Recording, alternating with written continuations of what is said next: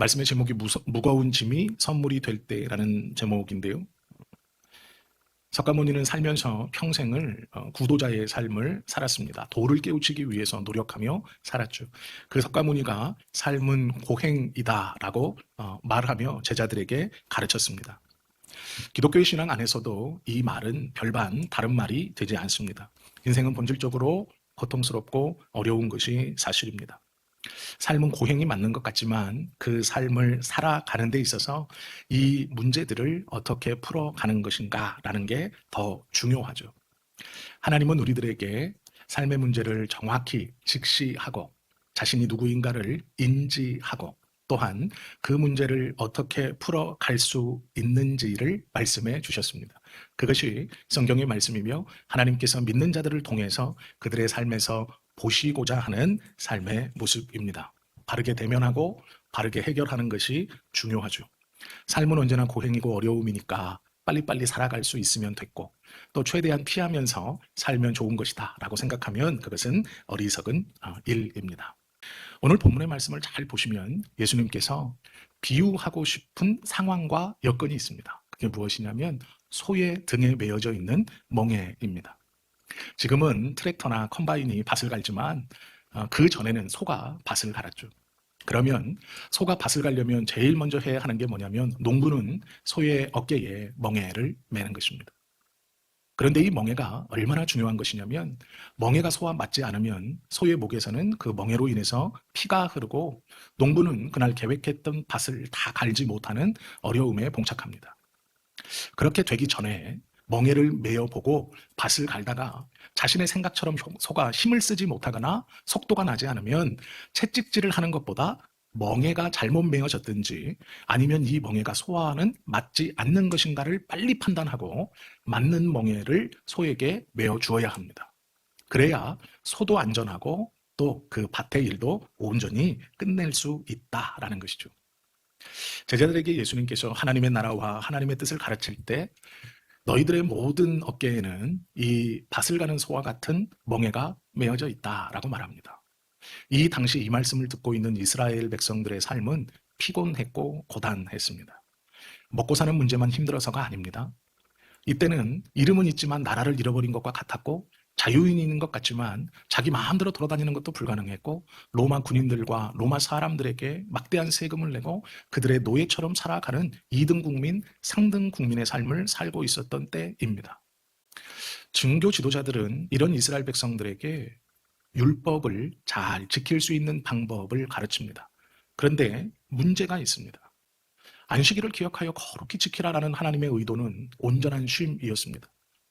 노동을 그쳐 육체를 쉬게 하고 이 쉼을 허락한 여호와를 즉 나를 기억하여 온전한 쉼을 누리고 다시 삶의 일상을 부지런히 살아라라는 것이었습니다. 그런데 이 말씀에 130가지의 실천 조항을 달아서 그것 중 몇 가지라도 지키지 못하면 안식일을 범한 자라고 해서 서로 정죄했습니다. 온전한 쉼은 찾아볼 수 없죠. 하나님의 뜻과는 너무나 멀어진 그러한 하나님의 말씀을 가르쳤고 이스라엘 백성들은 하나님의 말씀이 오히려 자기를 압제하고 꽉 올가매는 올무처럼 느껴졌습니다. 이 상황에 있는 이스라엘 백성들에게 예수님께서 무엇라 말씀하시냐면 수고하고 무거운 짐진 자들아 다 내게로 오라 말씀하십니다. 하나님의 의도가 무엇인가를 정확히 알고 계시고 또한 그 130가지의 허례의식을 다 쳐내고 그 수고하고 무거운 짐을 지고 하루도 쉬지 못하고 서로 감시하고 서로 경쟁하고 서로를 고발하고 질시하는 그 삶에서 그 어려운 것들을 다 쥐고 있는 너희들이 내 앞으로 와라 라고 말씀합니다. 그리고 쉬어라 라고 말씀합니다.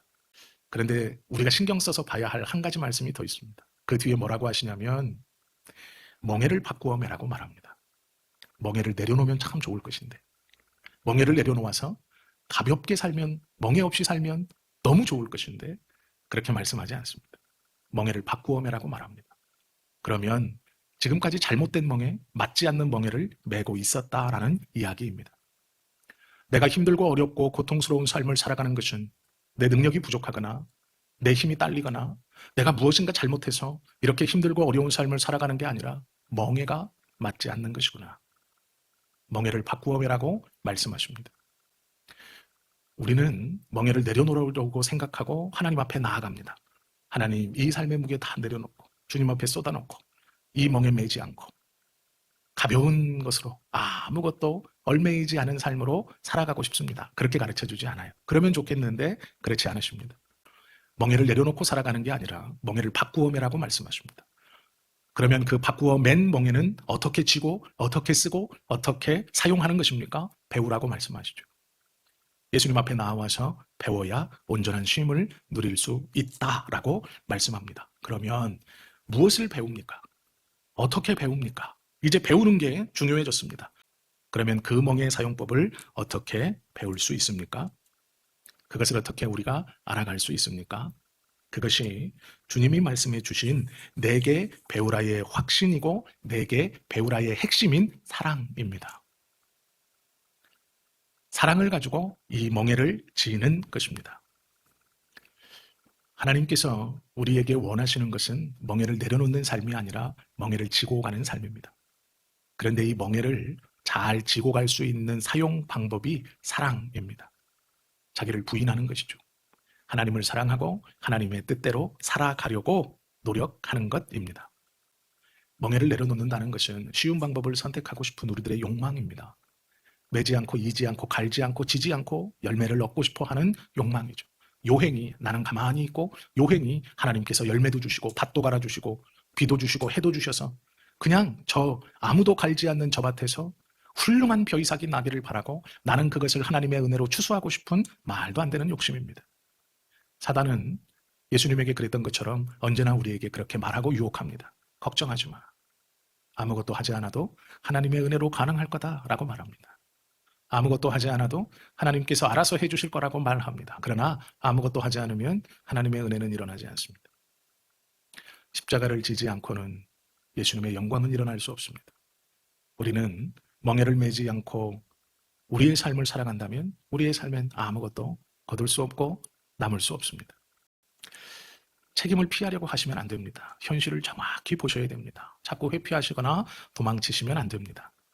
해야 하는 것들을 해야 하고 할 수 있는 것들을 해야 하고 때로는 할 수 없다고 생각하시는 것도 해내야 합니다. 그것이 하나님이 원하시는 방법이에요. 하나님은 우리의 삶을 완성품으로 주지 않습니다. 재료를 주세요. 놀라운 것들을 만들어낼 수 있는 재료를 주세요. 다 만들어 놓고 야 이건 네 거다 짠 하고 주시지 않습니다. 하나하나 놓고 보면 이거는 뭐지? 이거는 뭐지 싶지만 그 주신 재료들을 가지고 우리의 삶을 잘 살아가면 그것이 나중에 우리가 생각하지 못했던 놀라운 작품이 되어서 우리에게 상급으로 주어진다라는 것입니다. 제가 아는 교수님 중에 두 분이 다 교수님이신데 미국에서 공부를 끝내고 박사학위를 받으시고 한국에 들어와서 교수가 됐어요. 사람들이 부러워합니다. 야, 저거 유학 갈 때는 빚을 내서 아무것도 없이 둘이 1년 유학비만 가지고 유학을 해서 떠나더니 거기서 5년을 공부하셨는데 4년 동안의 생활비 학비를 하나님이 책임져 주셨습니다. 라는 간증 가운데 들어왔어요. 그리고 교수를 하니까 사람들이 부러워해요. 이 두 분도 하나님의 은혜를 노래했습니다. 이야, 그렇지. 참 좋으신 하나님. 어려움 중에 믿음으로 유학생활도 끝내게 하시고 한국에 와서도 교수 자리를 다 힘들고 어려울 때 주시니 얼마나 감사하고 좋습니까? 자랑이었어요. 그리고 이제 자리도 안정되고 교수가 되었으니까 아이를 가지려고 노력했고 아이를 가졌습니다. 산딸이 됐어요. 그런데 의사 선생님이 아이를 받아내면서 말합니다. 뱃속에 있을 때는 몰랐는데 정신지체예요. 받아내서 딱 의사가 검사를 하고 말합니다. 뇌에 이상이 있는 것 같습니다. 정신지체 2급 정도 될 것 같습니다. 자세한 검사는 해봐야 알 수 있습니다. 남편이 이 이야기를 듣고 아내에게 말을 못하고 혼자서 그 병원을 2시간 뱅뱅 돌면서 고민했습니다. 고생했어, 수고했어. 그리고 이제 아이를 얘기해줘야죠. 딸인데 너무 이쁘게 잘 태어났어. 그 말을 해줘야죠. 정신지체가 있을 것 같대. 못하고 있는 거예요. 안 할 수는 없어서 어렵게 말을 했습니다. 한동안 말이 없던 이 사모님이요, 남편에게 하는 말이에요. 한참을 가만히 있다가 여보, 이 연약한 아이를 다른 가정이 아니라 기도하는 우리 가정에 준 것은 하나님의 큰 섭리가 있겠지. 그리고 나서 감사합시다 라고 얘기했대. 그 고백을 내어뱉는 순간 그들의 삶에서 그 아이는 하나님과 가까이, 더 가까이 하나님의 은혜를 꼭 붙들고 생각하고 고민하게 하는 놀라운 거예요. 그러한 것들이 우리의 삶에도 참 많이 있죠.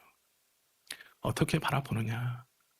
그렇게 믿음의 고백을 했다고 그 아이가 갑자기 뇌가 활발히 발달해서 정신이 돌아오고 하면 얼마나 좋겠어요. 그렇지 않습니다. 장애 아이로 커요. 정신지체 아이로. 지금 5살입니다. 그런데 그 아이를 데리고 매일 산책을 합니다. 그리고 너무 행복하대요. 힘들고 어려운 순간들이 있겠지만 괜찮을 것 같대요. 그렇게 말씀하시더라고요. 환경과 여건을 바꿔주시기를 우리는 간절히 기도하지만 하나님은 환경과 여건을 바꿔주시지 않아요. 그 환경과 여건을 맞이하는 나를 바꿔주세요. 내가 바뀌기를 원해요. 성령께서 우리에게 힘을 주신다는 것은 그 환경과 여건을 바꿔주시는 게 아니라 그 환경과 여건을 보는 눈을 바꿔주시는 힘을 주시는 겁니다. 예수님께서 배우라는 것은 그것이에요. 환경과 여건을 보는 눈을 배워라. 그걸 바꾸는 법을 배워라. 우리는 그렇게 배워가며 하루하루를 살아가는 것이고 삶의 가시들이 꼭 가시만이 아니라 재료일 수 있다는 것을 성령 하나님께서 우리에게 주시는 깨달음을 통해 그것을 알아가고 또 붙들어가면서 하루하루를 살아가는 것이죠. 우리의 쉼은 하나님께서 이 땅에 오시는 그날 완벽하게 이루어질 거예요.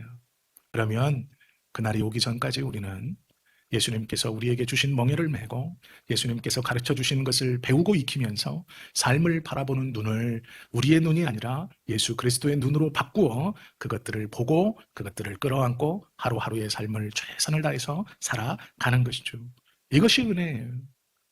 이것이 하나님이 우리에게 원하시는 믿음의 사람들의 삶의 태도입니다.